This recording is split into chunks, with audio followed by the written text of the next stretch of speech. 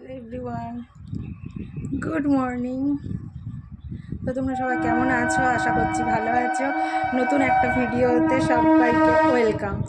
তো আমি উঠেছি অনেক সকালবেলা, আমার রান্না হয়ে গিয়েছে। তো মেয়েকে ভাত খাইয়ে স্কুলে পাঠিয়ে দিয়েছি, স্কুলে চলে গিয়েছে। এবার হচ্ছে আমার বাকি কাজ। তো চলো বিছানাটা এখন তুলে নিই, তারপরে তোমাদের সঙ্গে আবার আসছি।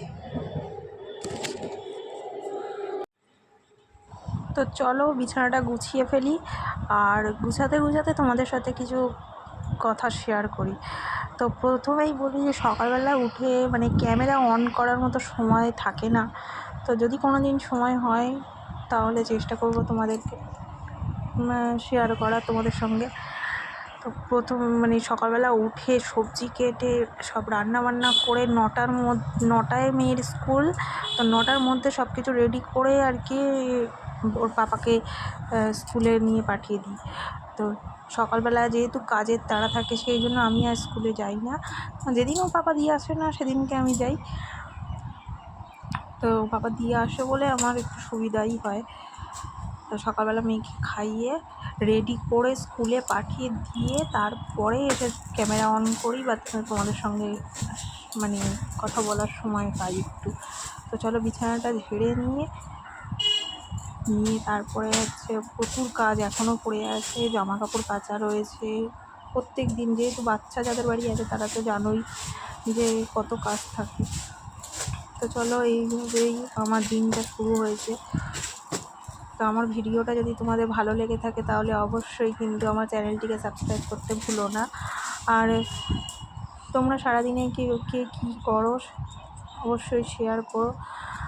আর আমার ভিডিও ভালো লাগলে কমেন্টে জানিও যে কেমন লাগে আমার ভিডিও, আর কীরকম ভিডিও তোমরা দেখতে চাও সেটাও জানিও।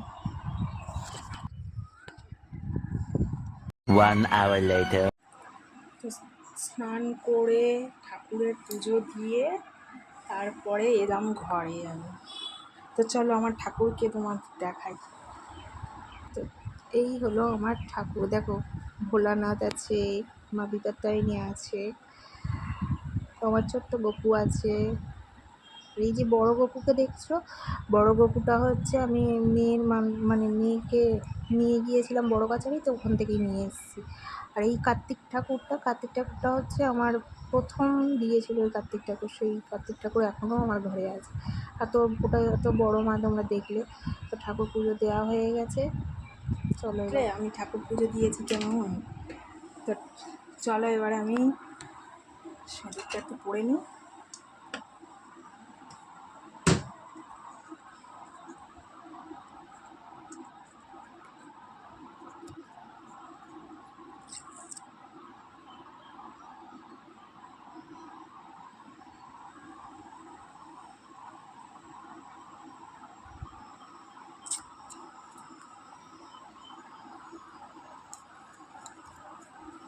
এবারে একটু কিছু খাবো।